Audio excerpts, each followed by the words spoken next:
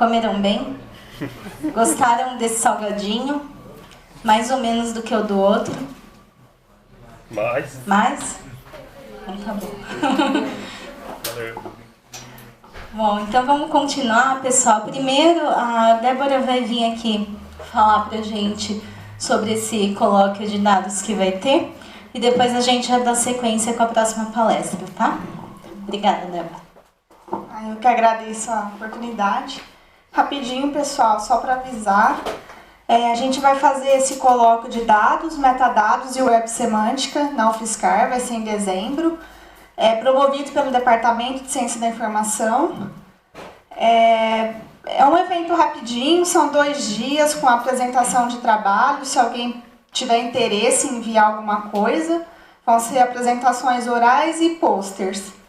Mas o mais legal é a mesa redonda que vai ter de abertura, que vai falar de publicação e ligação de dados. Então a gente vai contar com a presença da Caroline Burli, que ela é uma representante do W3C aqui no Brasil, o professor Isotani, do ICMC, acredito que alguns aqui devem conhecer, e o professor Santarém II, ele é da Ciência da Informação, trabalha tanto na USP quanto na Unesp. Ele também conhece bastante sobre publicação de dados. Então vai ser um evento bem legal. Se alguém se interessar, as inscrições estão nesse link. Tem o grupo Dados e Metadados no Facebook, que também tem algumas informações. E tem também o evento no Facebook do evento. É que eu não coloquei aqui porque o link ficou muito grande e esquisito, ninguém ia conseguir gravar. Mas no Facebook tem também as informações do colóquio, se alguém tiver interesse. Nada mais isso mesmo. Tá. Pode deixar que eu mando sim. Tá? Obrigada, gente. Era mais isso mesmo. Se alguém tiver alguma dúvida, pode me procurar depois. Obrigado.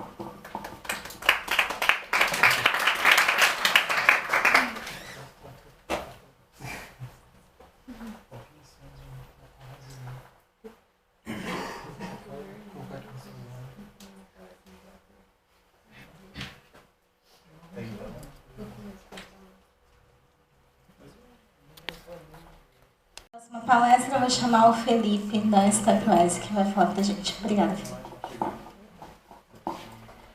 Bom, gente,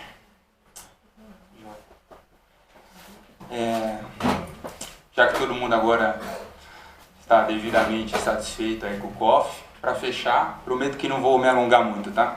A ideia aqui é bater um bate-papo com vocês, tá? Falar um pouquinho da nossa história aqui da Stepwise. Eu passei aqui várias possibilidades de assunto aqui para Mariana, e aí, pelo que ela me disse, a ideia é fugir um pouco da parte técnica e é mais um bate-papo sobre trajetória, sobre escolhas, sobre dificuldades dessa caminhada. Essa que é o objetivo aqui, tá? Então, falando um pouco sobre mim, tá? Eu me formei na Federal de São Carlos, tá? Cursei estatística, entrei em 2006 e aí em 2009 eu fui trabalhar no Santander, né? Então, a princípio, às vezes, quando eu estou participando de algum evento, o pessoal me pergunta: e você já imaginava abrir uma empresa e empreender? Não imaginava, né? Na época eu sempre foquei em seguir carreira em alguma instituição financeira consolidada, né? E sempre mirei bancos. Tanto é que durante a minha graduação eu foquei sempre em análise de riscos e finanças, justamente para seguir carreira em banco, financeira, áreas do gênero, tá? É importante distinguir aqui que a parte financeira do pessoal da estatística não é, como a maioria ou boa parte imagina, voltada para séries temporais. Não estamos falando de bolsa de valores, tá? Então, bolsa de valores, séries temporais, o pessoal de economia é muito mais voltado para essa parte do que o pessoal de estatística, né? Então, no nosso caso, a parte de finanças é muito mais gestão de risco, gestão de carteira de risco, gestão dos clientes, para quem que eu empresto dinheiro, quem que eu cobro, para quem que eu vendo, né? Quem que é meu público-alvo, coisas do gênero, tá? E riscos relacionados a qualquer tipo de operação empresarial, tá? Seja, por exemplo, em seguros, em telecom, em indústria, coisas do gênero. Tá? Então, no banco, falando rapidamente aqui da trajetória, eu entrei na parte de CRMs, só análise de crédito mesmo, entender as carteiras, traçar perfil, construir indicadores de EMAS, coisas do tipo. E aí migrei depois para a parte de crédito mesmo, que era aonde eu me sentia mais confortável e que me impulsionava mais, né? Então, a parte de análise de crédito. E aí, em 2010, surgiu um convite de eu ir para a parte de consultoria, que foi muito interessante, né? Para quem aqui já foi para o mercado de trabalho, para uma grande empresa, a gente sabe que quanto maior a empresa, né, mais segmentados são as atividades, né? Então, você é uma pequena peça dentro de uma esteira gigantesca, né, de processos já bem estabelecidos. Então, você se especializa numa atividade e a não ser que você entre como um trainee e tenha um job rotation lá dentro, você vai ficar naquela atividade um bom período do tempo da tua carreira.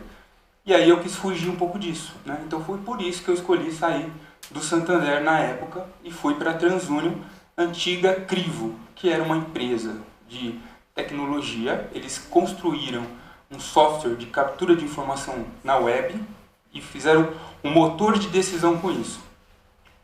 E aí, depois de alguns anos, a TransUnion comprou a Crivo, e a TransUnion é um dos maiores birôs do mundo, concorrendo aí com a Experian, que o Zito aqui veio representar, né, anteriormente. E lá a ideia era consultoria em analytics, né, diversas. Então, análise estatística prioritariamente de decisões massificadas. Tá? E aí, em 2013, surgiu com a compra, na verdade, com a compra da TransUnion, muita coisa mudou na empresa, né? E aí, aquela antiga sensação de empresa mais humanitária e aquela coisa de mais pessoas e menos processos e dinheiro se perdeu um pouco. E aí eu perdi a minha paixão pelo aquilo que eu fazia na época na TransUnion. E aí que pintou a ideia de falar assim, então acho que está na hora de pensar em alguma coisa nova, não sei se eu vou para outra empresa, não sei o que eu faço. E aí foi interessante que quando eu pensei em empreender, essa ideia não saiu mais da minha cabeça, né? E aí eu percebi que eu não conseguiria mais seguir carreira sem tentar fazer alguma coisa pessoal, né? E aí foi nessa hora que eu tomei a decisão, larguei tudo, saí de São Paulo e voltei para São Carlos, né? Eu sou de São Paulo, mas eu tinha sempre um vínculo muito forte com São Carlos quando eu vim fazer a graduação aqui, né? E resolvi vir para cá, fazer o mestrado e já abrir a empresa e começar a pensar em o que fazer. E essa frase aqui do Hoffman, que é um cofundador do LinkedIn, é interessante porque quando eu abri a empresa, diferente da boa parte dos empreendedores, eu não tinha um cliente, eu não tinha um sponsor, né? Então eu não tinha ainda, uma atividade bem definida, né? Eu pensei, bom, eu vou abrir empresa e vou pensar em o que eu vou fazer, como que eu vou empreender e bolar um plano de negócio, né, que seja factível, né? E por isso é essa frase, né, que é você se joga do precipício, né, e no meio do caminho você pensa no que fazer, né? Então é um risco que a gente corre, mas que para aqueles que sentem o gosto disso, vale muito a pena, né? Então a ideia foi essa, fazer diferente, fazer do meu jeito, do jeito do meu sócio, que abriu comigo, né? Fazer algo que fizesse com que as pessoas quisessem partilhar também, né?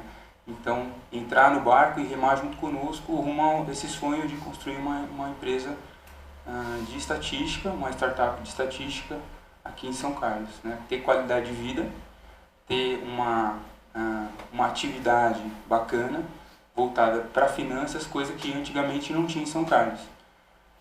Então hoje, para que o pessoal que sai do curso de estatística, por exemplo, e quer ir para essa área de finanças, tem na Stepwise e hoje na Serasa também as duas opções para poder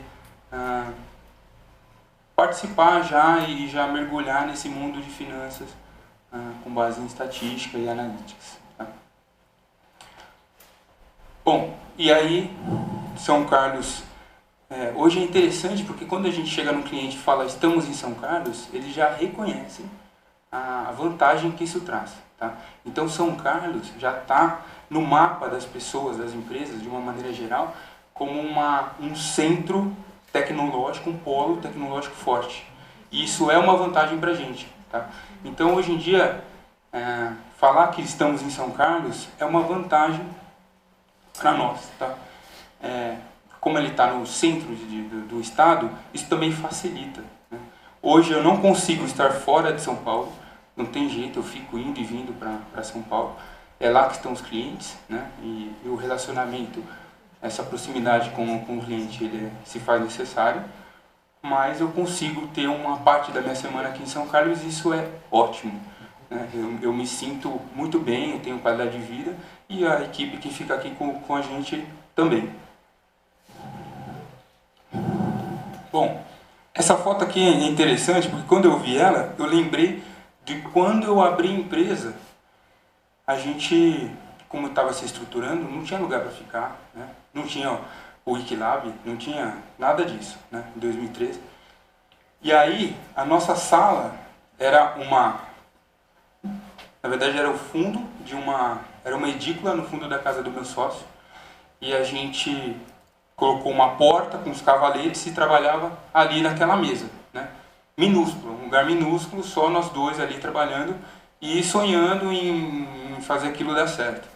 Então, são etapas que a gente passa, né, lá atrás, hoje, pensando, que parece meio loucura, né, fazer isso. A gente estava numa grande empresa, com cargos bacanas, né, e meu sócio, ele era gerente, né, também na TransUnion, então assim, foi uma mudança drástica de realidade ali que a gente passou e foi interessante. Então, me lembrou isso, sabe? Um aperto ali que a gente passou na época. E aí, quais são as grandes barreiras para quem está começando? Né? Pouco ou nenhuma experiência, e aí, por mais que a gente seja capacitado da parte técnica, quando a gente está falando de empreendedorismo, as coisas mudam de patamar, né? Então não é a mesma coisa você abrir uma empresa, você gerir uma empresa e você se expor, né? Expor a sua marca, conseguir clientes. Então são desafios que a gente na graduação não se prepara, do ponto de vista comportamental e psicológico também não, e isso a gente tem que ir desenvolvendo na prática, né? E a gente passou por isso. Então esse é o desafio. Você tem a parte jurídica, você tem a parte contábil, você tem a parte de marketing, nada a ver com estatística, né? E aí você tem que transpassar essas barreiras. No nosso caso, quem são os nossos concorrentes? Os grandes players do mercado, né? Como os nossos clientes são bancos, financeiras, telecoms, esses clientes geralmente focam nos grandes players. Então como é que a gente transpassa isso? Como é que a gente passa essa segurança de que a gente vai fazer um trabalho tão bem quanto ou mais, né? Então esse foi um desafio grande do início, e se alguns de vocês aqui pensam em empreender, pensem nisso, né? Quem são os seus clientes e quem são os principais concorrentes, né, deles, e de que maneira você conseguiria se expor e eventualmente achar um nicho que não seja tão interessante para eles ou que eles não estejam focando neste momento, que você possa trabalhar, né? E aí um desafio que eu acho que é o principal, que é o timing. Você tem um tempo para conseguir fazer as coisas darem certo. Não é à toa que as empresas em geral, mais de 50% falem no primeiro ano e 80% no segundo, porque o dinheiro acaba, né? Você tem um prazo para investir e para ficar aportando e para fazer dar certo. E esse tempo é super precioso, né? Esse eu acho que é o maior desafio, um desafio que particularmente eu passei, que foi conseguir me organizar financeiramente para fazer desse tempo de estruturação o mais assertivo, né? Então esse foi para mim o maior desafio. E aí não é sobre como começar, mas como ser notado. Começar, você vai lá, abre o CNPJ, pronto, está aberta a empresa, né? Mas e aí, como é que você se expõe? E uma vez que você decide se expor, saiba que seus concorrentes vão começar a enxergar você também. Então, saber a hora de se expor é tão importante quanto como se expor. Porque para eles te matarem no ninho, digamos assim, né? Pegarem seus clientes e te sufocar, é fácil. Então, tem que saber o momento certo, qual cliente atacar, como fazer esse approach, né? Então isso é importantíssimo. Do nosso início de 2013 até a nossa exposição, de fato, demorou 18 meses. 1 ano e meio entre abrir a empresa, construir uma imagem, fazer um site, fazer uma imagem, fazer alguns pequenos trabalhos aqui e ali, e aí começar realmente a fazer um marketing pesado de estamos aqui, fazemos esses tipos de serviços, né, e podemos eventualmente concorrer com aqueles players que vocês vêm trabalhando, né? Então demorou 18 meses. E aí envolve uma série de coisas, né? Também tem a parte de encontrar aquelas empresas que te auxiliam do ponto de vista de gestão, né? Tem coisas que a gente não vai saber fazer tão bem quanto aquelas empresas específicas para isso, uma empresa de contabilidade, uma assessoria jurídica, coisa do tipo.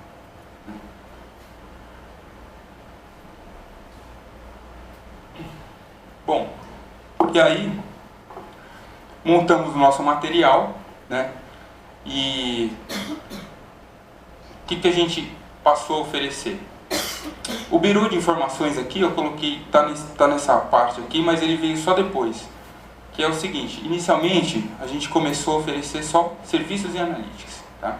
Então tudo aquilo que o pessoal das palestras aqui veio falando, a gente começou a oferecer. Então, modelagem estatística, né, de maneira geral, coisas que vocês veem por aí. Então, árvore de decisão, machine learning, naquela época não estava tão em alta assim, mas de big data a gente já trabalhava bastante, né? Então, grandes bases de dados, volumes de milhões de registros. E aí qualquer decisão que envolve uma forma automatizada de decidir é onde a gente trabalha, né? Então, modelagem estatística justamente para isso. E aí, uma vez oferecendo esse serviço, a gente percebeu que não era suficiente. Só isso não fazia da gente diferente das demais consultorias de analytics que tem por aí. Então, uma maneira da gente se diferenciar e se destacar foi criando um bureau de informações nosso, né? Que é nada mais do que uma forma de ofertar informação, tá? No motor de decisão dos clientes. O que eu quero dizer com isso? Nós, como consultores em analytics, nós criamos um ferramental técnico para que ele possa decidir melhor, né?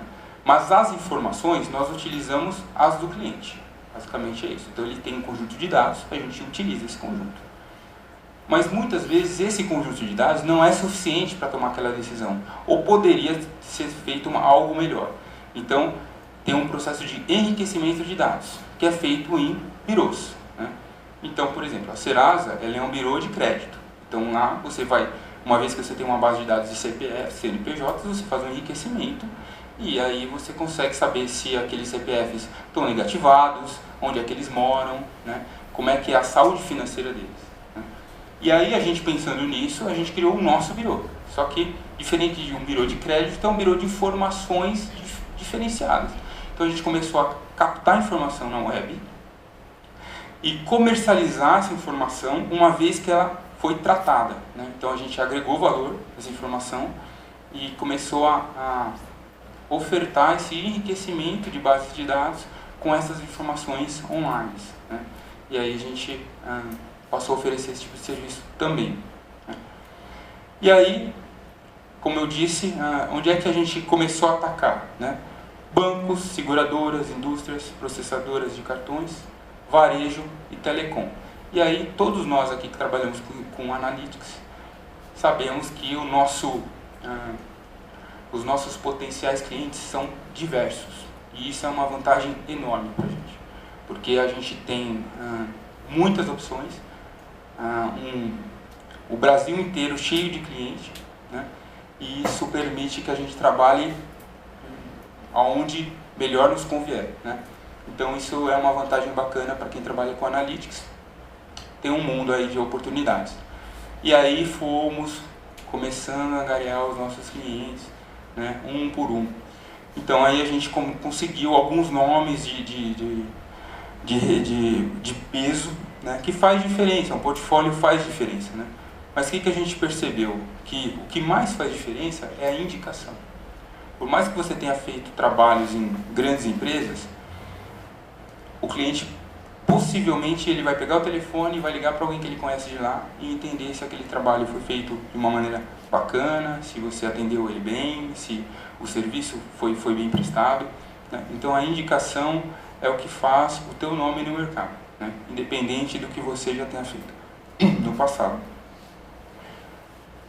Bom, aí aqui eu trouxe alguns exemplos aqui de trabalhos que a gente fez, só para exemplificar qual que é o tipo de atividade que a gente faz. Então esse daqui foi um trabalho que a gente fez na Cielo.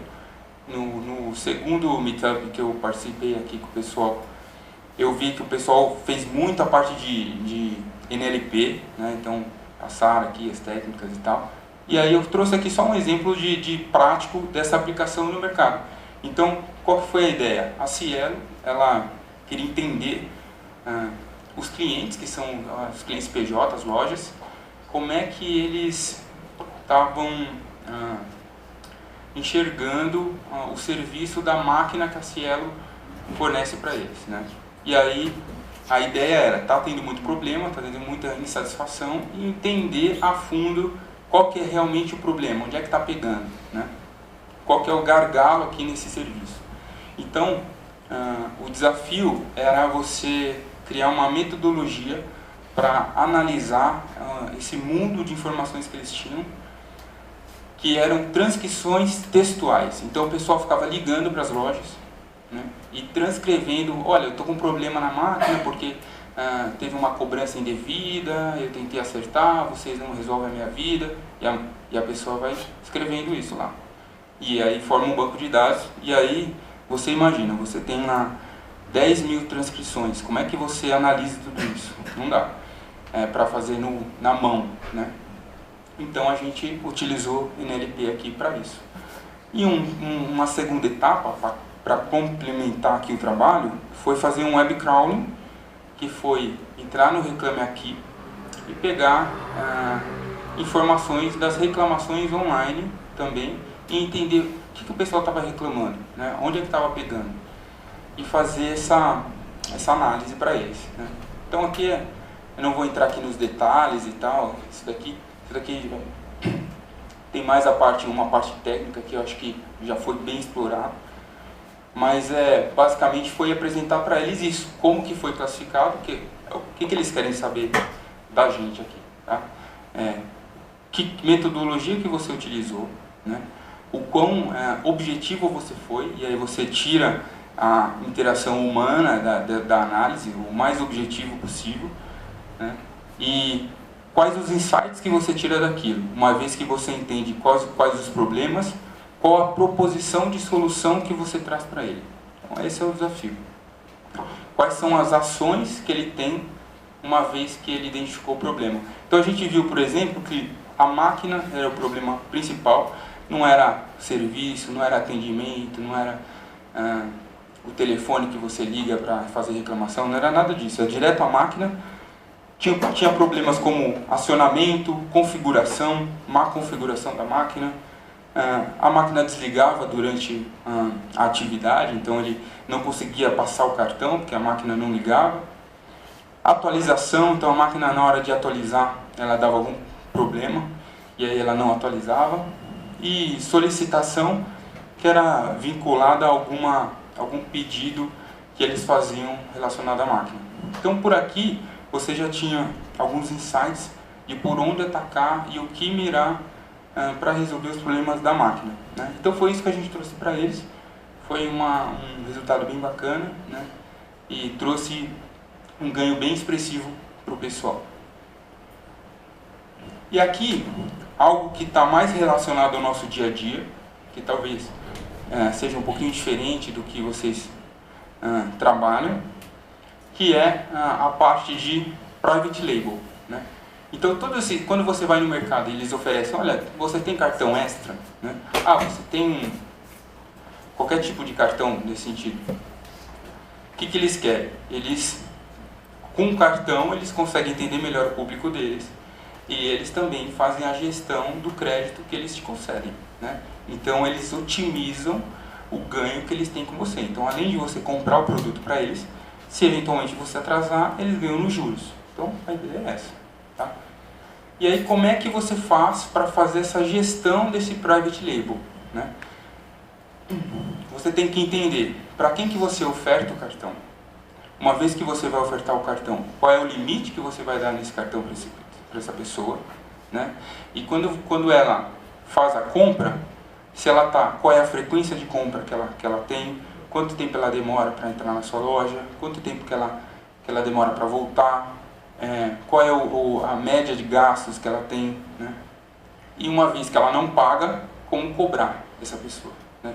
E como cobrar essa pessoa de modo que você não crie uma insatisfação com essa cobrança, de modo que ela vá para o cliente, para o concorrente, né? Então tudo isso faz parte dessa análise de estatística, analytics, independente da técnica que a gente vai utilizar. Então o desafio aqui era o seguinte, um pouquinho diferente, eles queriam entender como ofertar melhor o cartão para o cliente, né? Então você chegava lá na hora de passar suas compras no Sonda, e na hora que você passava as compras, ele perguntava, quer dar o CPF para a nota paulista, né? O que eles queriam com isso? Uma vez que você dá o seu CPF, eles pegam uma base do passado de milhares de pessoas que já deram o CPF, entendem qual é a média de gasto dessa pessoa, o que ela compra, quais os tipos de produto que ela compra, classifica isso em um potencial de cliente, e ela já sabe, uma vez que um novo cliente der o CPF, onde é que ele se enquadra nesse mundo todo. Então eles sabem, por exemplo, olha, esse cliente com este perfil, com esses gastos que a gente já sabe que você tem, você é um cliente que compra produtos importados de alto valor, né, e que os clientes nesse mesmo perfil tendem a pagar as coisas em dia. Então, na hora a mocinha fala assim, ó, eu tenho um cartão pré-aprovado para você com limite de R$4.000. Então a ideia é essa, né? E aí você já tem um cartão pré-aprovado, não é aquela ideia de você quer um cartão, então vou passar por um processo de análise de crédito. Não, já está aprovado, é seu, se você quiser, é só dar um nome lá, pronto, e chega na sua casa. Então o desafio era esse, né? Por quê? Porque aí você não precisa fazer o cliente passar por esse estresse de análise e eventualmente ser negativado, né? Tomar um não como resposta, né? Então você imagina, você oferece um cartão para o cliente, ele vai lá, faz a análise e você fala, então, mas não vou te dar o cartão, né? Então é fugir disso. Então fizemos essa análise para ele, entendemos a fundo, né? Então aqui a gente tem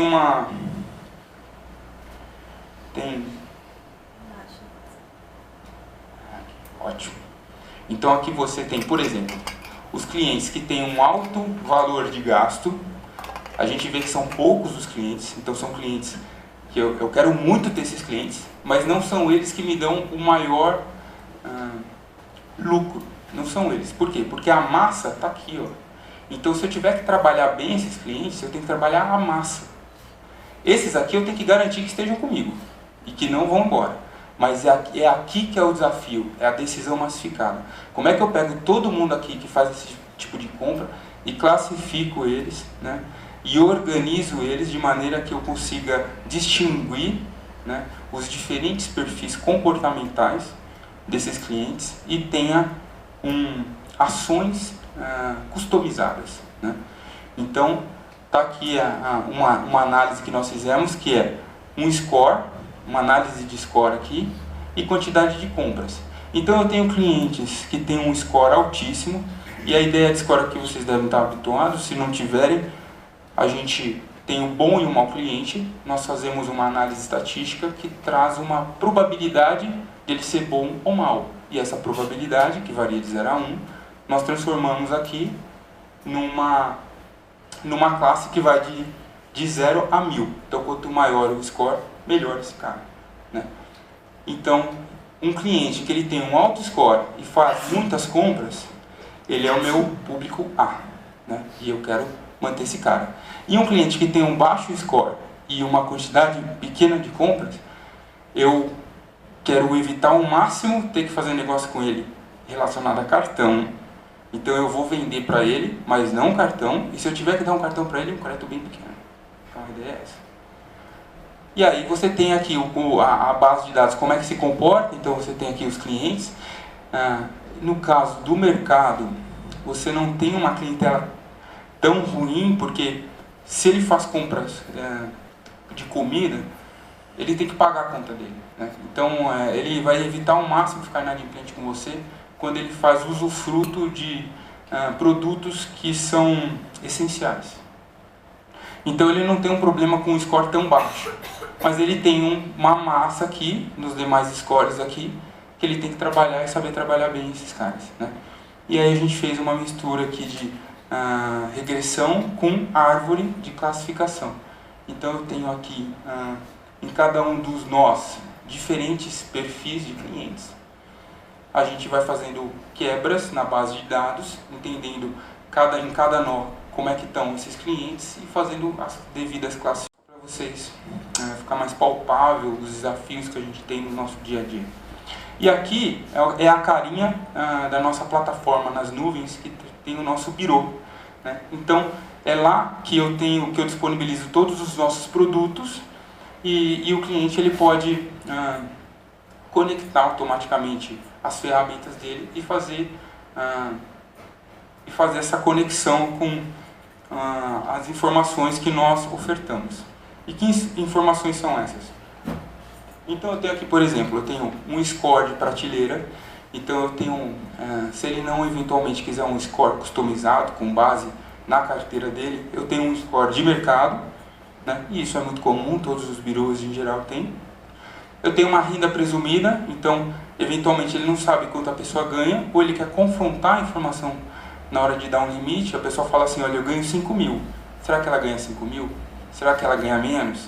Será que talvez ela ganhe 5 mil mesmo, mas ela está numa região excelente e possivelmente a renda familiar dela é bem maior que 5 mil, então pode ser que eu faça um upselling ali e dê um limite maior ainda para ela, né? Então a ideia é essa, entender como é que é o rendimento que eu presumiria que essa pessoa tivesse para tomar ações em cima disso. E aí eu tenho algumas informações aqui que são geoespaciais, que são informações que a gente criou dessa derivação de captura de dados na web, né? Essa daqui é um exemplo do que a gente tem lá. Então, por exemplo, uma vez que chega um cliente na loja, por exemplo, no Sonda, e fala assim, olha, eu moro neste CEP aqui. O que isso me diz? Isso me diz bastante coisa, né?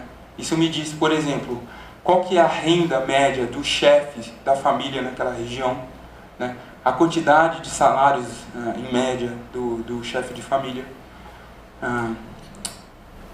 a renda per capita, algumas informações, por exemplo, o que é esse EDS? Endereços desfavorecidos socialmente. o governo ele disponibiliza de uma maneira não tão simples de se trabalhar, e esse é o desafio, mas ele disponibiliza regiões que são desfavorecidas socialmente, né? Qual que é a ideia? São regiões de assentamento, regiões de alagamento, favelas, coisas do gênero, né? E essa daqui é uma caracterização aqui geoespacial disso daqui. Então, uma vez que a gente tem aqui o CEP, nós traçamos distâncias até o polígono, né? E traçamos a distância, por exemplo, a distância mínima até o EDS mais próximo, né? E aí a gente tem uma ideia de, por exemplo, quantos EDS eu tenho no raio de 1 km, 2, 3, 4, 5. Então eu começo a caracterizar a região que a pessoa mora, ou que ela trabalha, e classificar as regiões. E isso me diz bastante sobre quem é aquela pessoa, né? No fundo, o nosso desafio é começar a entender quem é o cliente do nosso cliente, né? Onde é que ele mora, onde é que ele vive, né? Então, isso daqui é o que nos auxilia bastante, e isso é importantíssimo na hora de fazer uma caracterização massificada. Tá? E aí aqui uma foto da rua que ele mora. Então, por aqui você já entende que é bem específico, né? Isso daqui não necessariamente é ruim, né? Dependendo do produto que você está oferecendo, esse é o cliente que você quer. Então, olha, eu vou oferecer celular pré-pago com um valor bem pequeno, bem específico para um cliente. Quem é o meu cliente? Pode ser que sejam clientes com rendimentos bem mais baixos, né? Um tipo de foco num gasto bem mais reduzido, e é esse cliente que eu quero trabalhar. Então, é esse tipo de região que eu devo procurar. Bom, aí aqui agora, passou um pouquinho. Aqui, rapidamente, eu trouxe para vocês 6 direcionamentos que eu particularmente carrego sempre comigo nesses 4 anos de empresa que eu venho gerindo por enquanto, né? Então, a ideia aqui é coisas que eu passei no passado, né? E entendimentos de importâncias que eu tive nessa caminhada, tá? Então, por exemplo, o risco, ele é fundamental, mas tem que tomar cuidado, porque não é o risco só pelo risco, né? O nosso objetivo não é, quando vai empreender, não é arriscar apenas, né? Ele é parte do processo.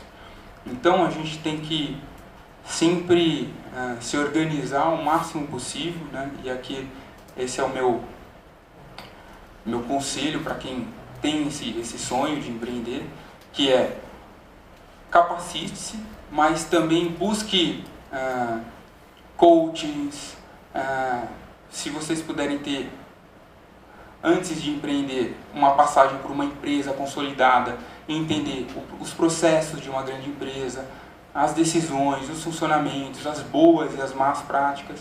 Isso ajuda muito na hora de você montar o seu negócio, né? Entender as decisões que você vai tomar dali com base nisso que você vivenciou. Então, isso para mim foi bem importante, né? E quando eu decido arriscar, né, eu tenho sempre muito claro até onde eu posso ir, até onde isso me afeta, até onde isso afeta a minha família, por exemplo, num eventual risco exacerbado que eu tome, e até onde isso afeta as pessoas que trabalham comigo, né? Tenha sempre um plano B, C, D. Por que eu digo isso? Porque as coisas dão errado, né?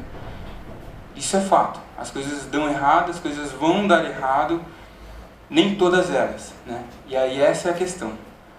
Até onde eu me permito errar e até onde eu não me permito. Aquilo que você não se permite errar, não faça, né? Não tome algumas decisões que podem, dependendo do tombo, você não se levanta mais, né?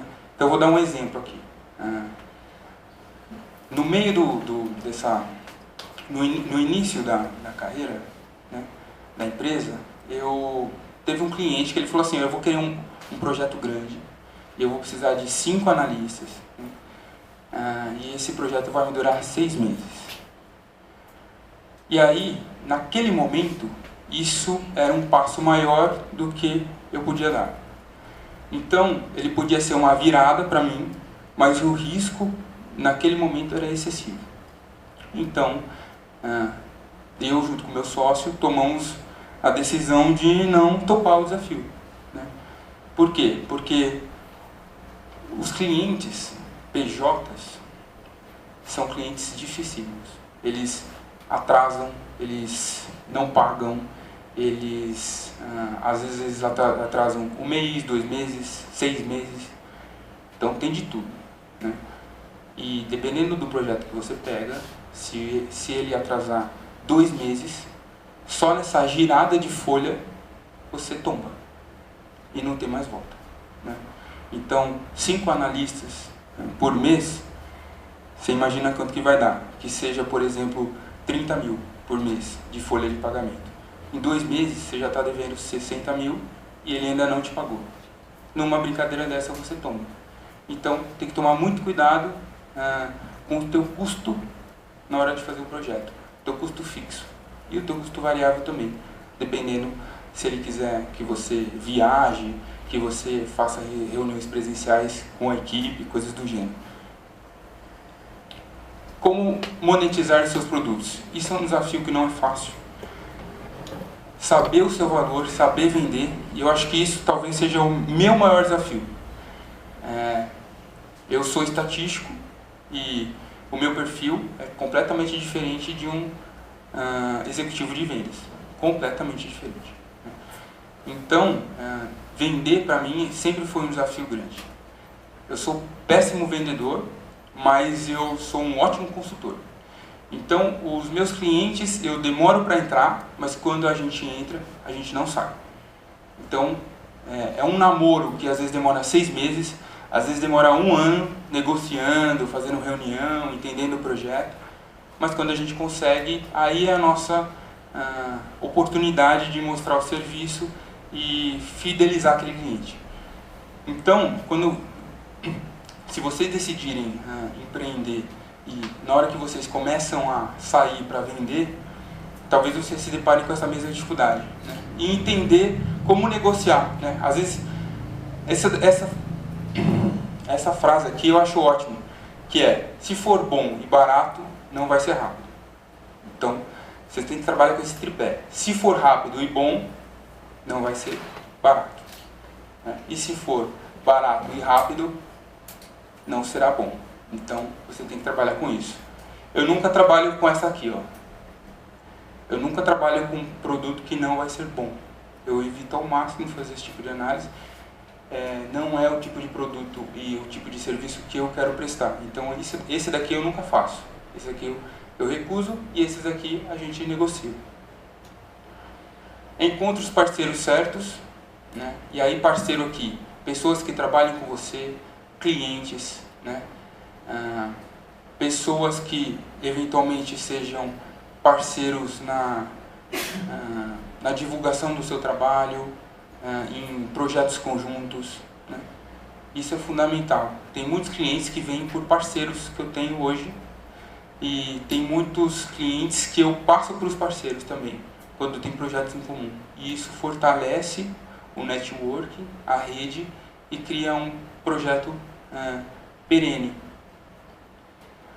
Inove-se, né? E isso aqui a gente tem que ter sempre em mente. Sempre procure fazer alguma coisa diferente, procure fazer produtos diferentes, esteja de olho na concorrência, né? E nunca fica parado, porque o cliente ele também está de olho se você está procurando fazer coisas diferentes, propondo soluções novas, acompanhando o mercado, né? Para fechar, encontre a sua vaca leiteira, tá? Isso daqui acho que é o maior desafio e o mais importante, que é: encontre uma maneira de fazer um faturamento mensal que você possa contar com ele, né?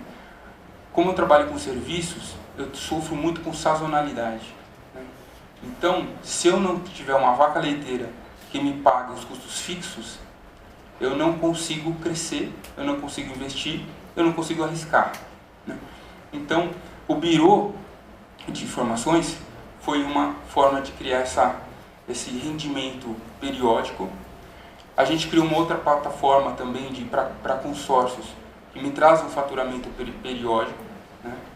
E nós temos a parte de Staff Loan, que é uma alocação de recursos por horas de serviço. Então, às vezes a empresa ela tem interesse no serviço de analytics, mas não tem interesse em formar uma equipe dentro da empresa.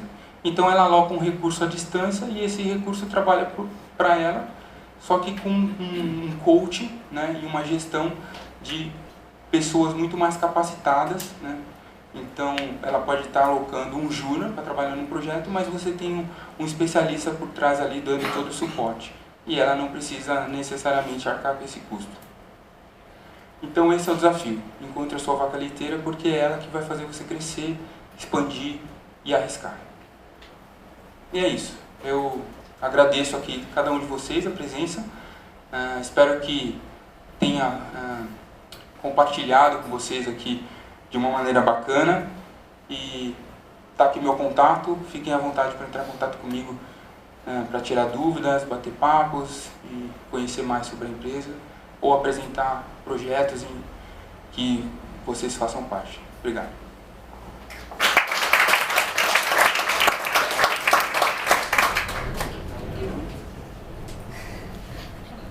Obrigada, Felipe.